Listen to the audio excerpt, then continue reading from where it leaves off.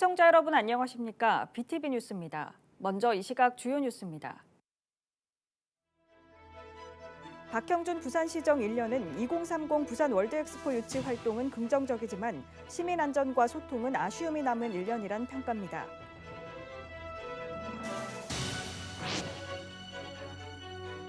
하윤수 부산시 교육감이 취임 1주년 소회를 밝혔습니다.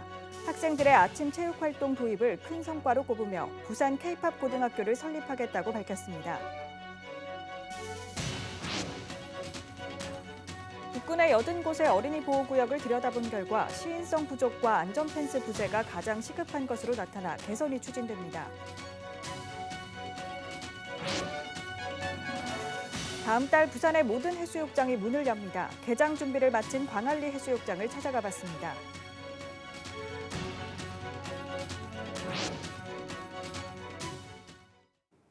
박형준 부산시장 재선 1년이 됐습니다. 부산 월드엑스포 유치 활동 등은 긍정적이었지만 시민 안전과 소통에는 아쉬움이 남았다는 평가입니다. 김윤정 기자의 보도입니다. 민선 8기 박형준 부산시정 1년이 됐습니다.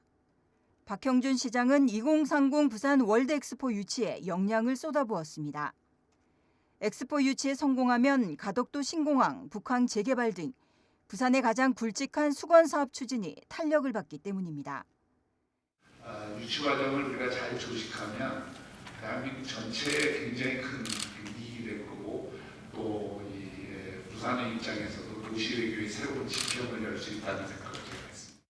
박 시장의 엑스포 유치 활동과 핵심 공약인 15분 도시 구현 등 부산시 자체 평가는 긍정적입니다. 하지만 지역 시민단체 입장은 다릅니다. 대심도공사 토사 붕괴 사고, 먹는 물 정책과 낙동강 녹조 문제, 고리 2호기 수면 연장 등 시민 안전 대응에 부실했다고 경고합니다. 특히 다대 한진중공업 부지 공공기업 협상제 사업이 공동주택 중심의 개발로 전락했고 공공재인 황령산이 민간기업 이익을 위한 것이란 평가입니다. 부산을 지향하고자 하는 15분 도시는 탄소 중립 도시를 지향함에도 불구하고 난개발과 그리고 개발 중심들의 정책이 펼쳐지면 실질적으로 말과 행동이 다른 정책과 결과가 다른 이런 부분들에 대해서는 제가 볼 때는 좀 평가를 받을 수밖에 없지 않겠는가라고. 또 영화하기 좋은 도시 등 시민 공감대 형성이 필요한 사업도 시민 소통보다 정책 추진에 급급했다는 평가도 이어집니다. 아쉬운 측면이 있다라면은 실질적으로 주요 어떤 지역의 주요 현안들에 대한 시민 소통이라든가 또 민주적인 어떤 운영에 대한 이런 부분들이 좀 부족하지 않았는가 보여지고. 여기다 업무 협약은 맺었지만 현재 중단되거나 흐지부지되는 경우도 있었다며 보여주기식 사업을 추진했다는 겁니다. 민선 8기 2년째를 맞는 박형준 부산시장. 시민의 행복한 도시로 만들기 위해 민생 문제와 서민들을 위한 정책과 소통 능력이 다시 시험대에 오르게 됐습니다. BTV 뉴스 김윤정입니다.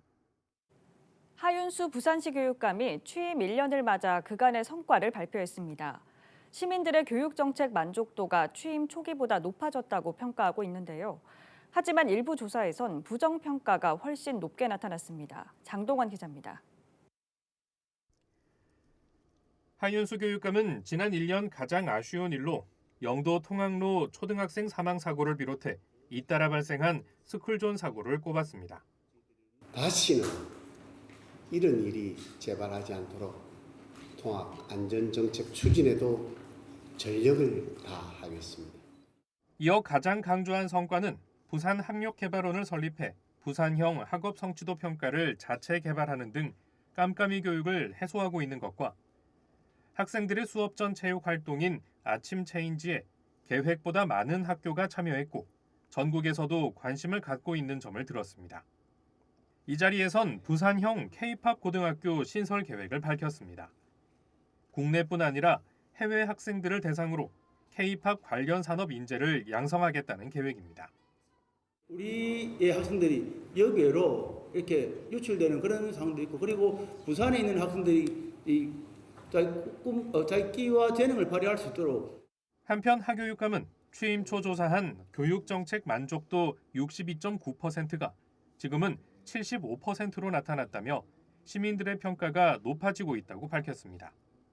하지만 부산 전교조가 교사 1,200명을 대상으로 진행한 조사에서는 하교육감에 대한 부정평가가 70%를 넘어섰고 긍정평가는 10%를 넘기지 못했습니다.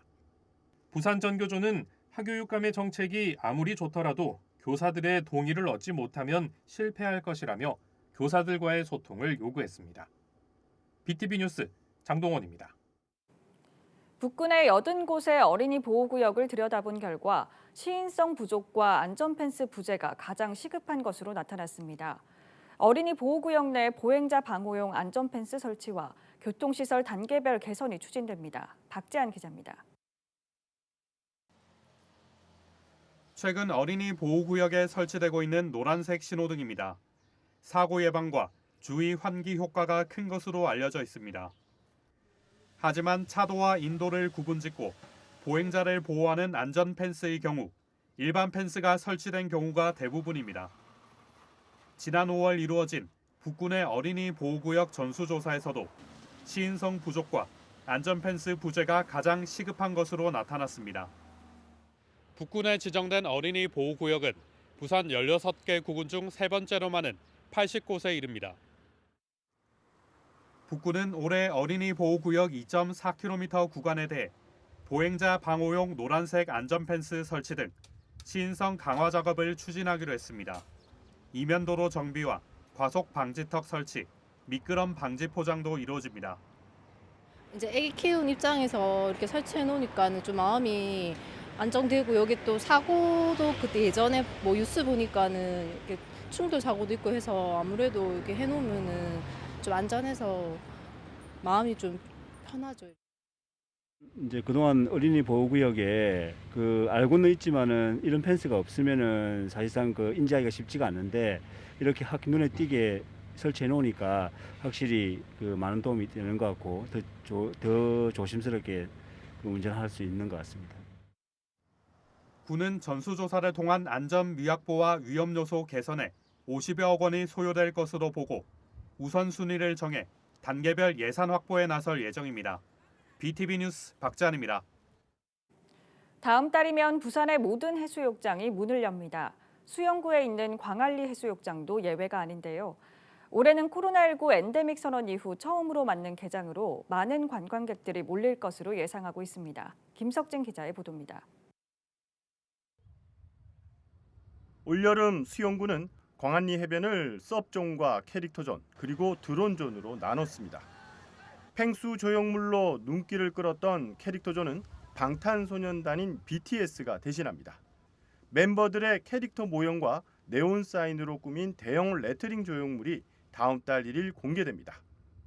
코로나 엔데믹 이후에 좀 더 관광객들이 몰릴 것으로 예상이 되어서 수상안전요원을 작년에 27명에서 올해 33명으로 늘렸고 노후화된 막루대를 새로 9개 다시 제작하였습니다. 광안리 해변은 차 없는 문화의 거리가 운영되고 발코니 음악회와 아트마켓, 광대 연극제 등이 열립니다. 밀락 해변공원 광장은 사계절 테마 정원을 다시 선보입니다. 이번엔 노랗고 빨간 해바라기 12,000여 본이 꽃을 피워 오는 7월 중순까지 이색적인 장관을 연출하게 됩니다. 직장 동료랑 같이 쉬는 날이라서 왔는데 너무 좋고 비도 온다 했는데 비도 안 오고 해바라기도 있고 너무 좋아요. 가족 단위 관광객과 젊은 연인들이 많이 찾는 밀락 수변공원은 태풍 피해 복구를 마치고 새 단장했습니다. 7월 1일부터는 금주구역이 돼 음주 시 5만 원의 과태료가 부과됩니다. 이곳에선 7월 15일과 8월 12일 그리고 9월 9일 세 차례 자원순환 나눔 장터가 열립니다. 중고 물품을 판매 교환하고 다양한 친환경 체험 활동도 할 수 있습니다. 특히 마지막 장터는 어린이 벼룩시장으로 운영됩니다. 또 해변 물놀이터로 이름난 밀락 수변공원 어린이 워터파크도 1일 개장합니다. 매일 오전 10시부터 오후 5시까지 운영하고 매주 월요일은 쉽니다. BTV 뉴스 김석진입니다. 사상구 주례동과 학장동, 감전동 지역 주민들이 동서고가도로 공원 환원위에 부정적인 입장을 보이고 있습니다. 주민들은 수십 년 동안 자동차 매연과 소음으로 피해를 입었다며 철거를 바라는 목소리가 높습니다. 박철우 기자입니다. 사상구 주례동의 한 다세대 주택입니다. 이 대낮인데도 집 안쪽으로는 햇빛이 잘 들지 않습니다. 이 무더위에 창문을 열려고 해도 엄두가 나질 않습니다. 동서고가도로가 집 바로 앞에 위치해 창문을 열면 소음과 먼지가 심하기 때문입니다. 캄캄하고요. 저녁 때 되면 캄캄하고 시끄럽고 먼지가 많이 나서 문을 못 열어놓는다고요. 그냥 없어지면서 좋지요, 우리는. 인근 상가도 사정은 마찬가지.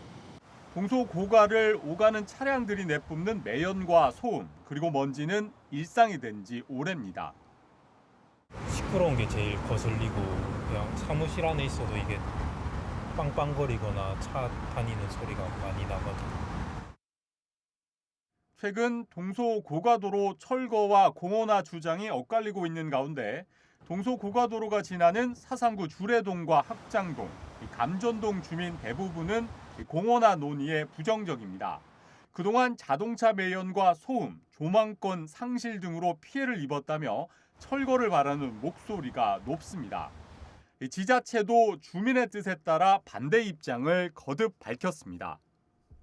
동서고가도로가 주거 지역의 남쪽에 위치해 있습니다. 그러다 보니까 주거, 생활환경, 소음 이런 부분에 있어서 많은 피해를 입고 있었죠. 동서고가도로를 아무리 공원화를 한다 하더라도 콘크리트 구조물을 벗어날 수가 없습니다.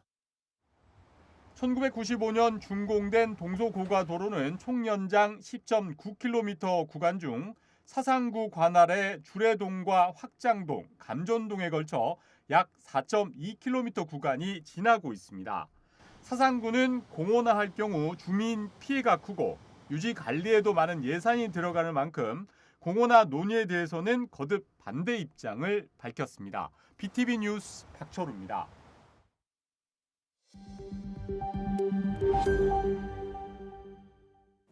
지난 27일 밤 11시 20분쯤 황령터널 점포동 방면으로 달리던 승용차가 앞서가던 택시를 들이받았습니다.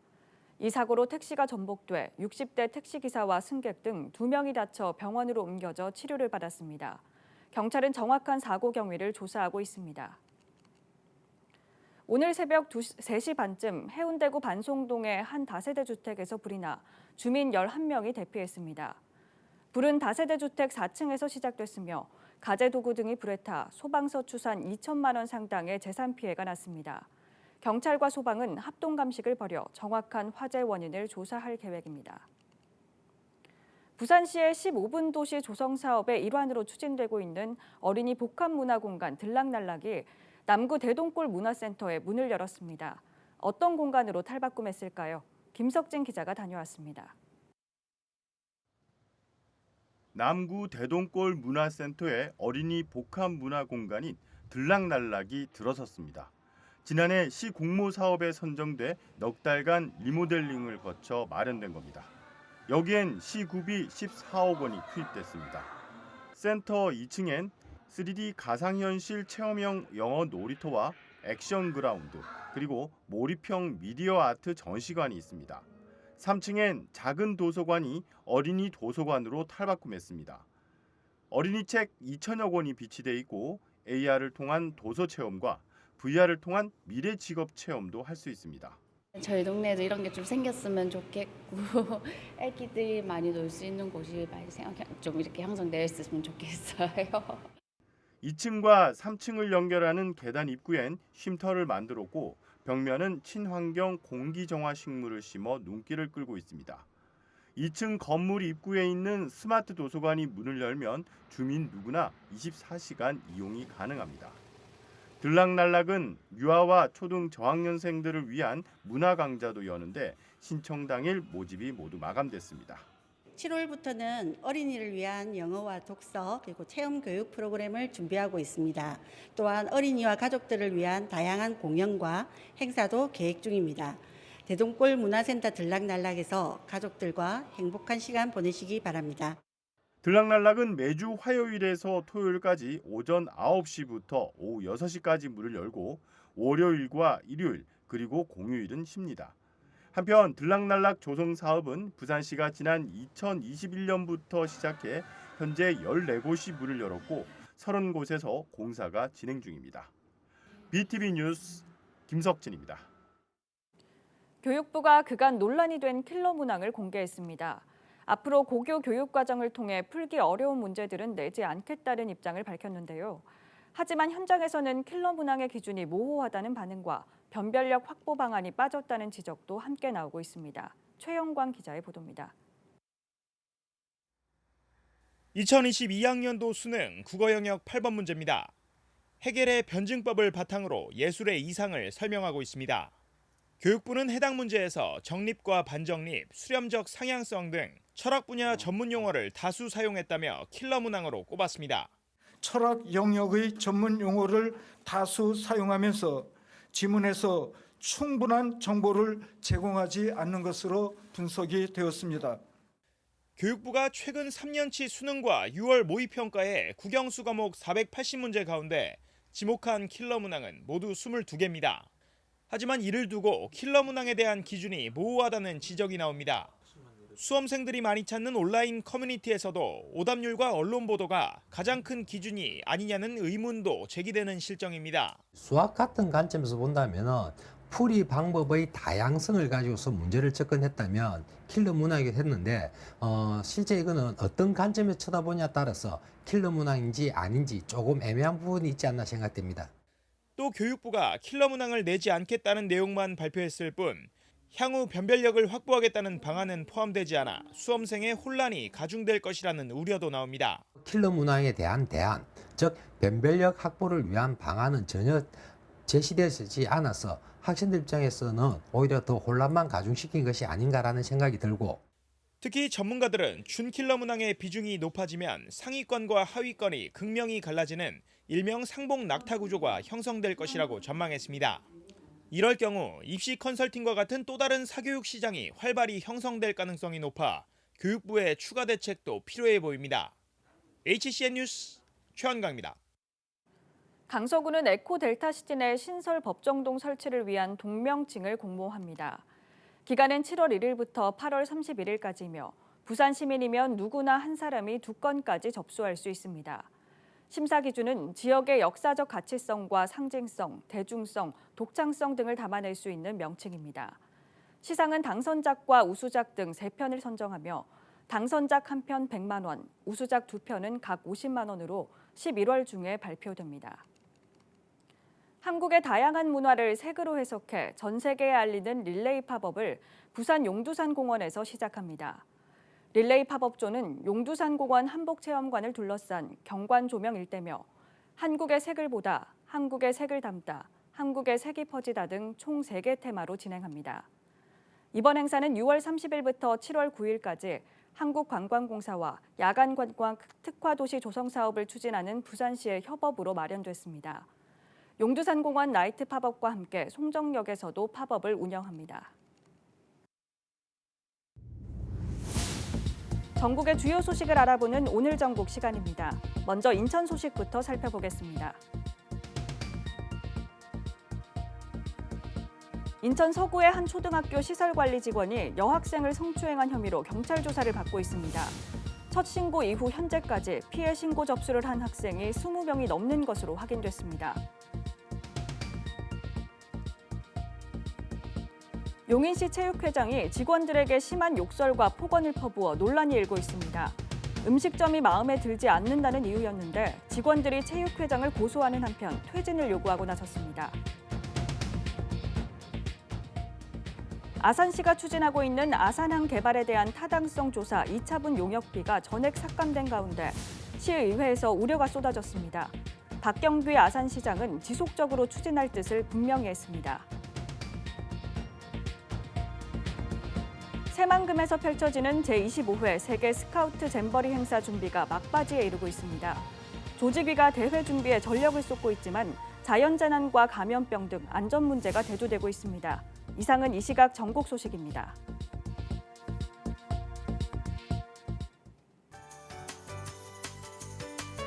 이어서 포토뉴스입니다. 사상구 주례삼동 새마을부녀회는 지난 21일 관내 거동이 불편한 취약계층의 집에 방문해 이불을 수거하고 세탁과 건조 후 다시 대상자 집에 배달해주는 찾아가는 새마을 행복나눔 빨래방을 운영했습니다. 바르게 살기 운동 사상구 협의회는 지난 22일과 23일 양일간 복지 사각지대 취약계층 2가구를 대상으로 사랑의 집 고쳐주기 봉사활동을 펼쳤습니다.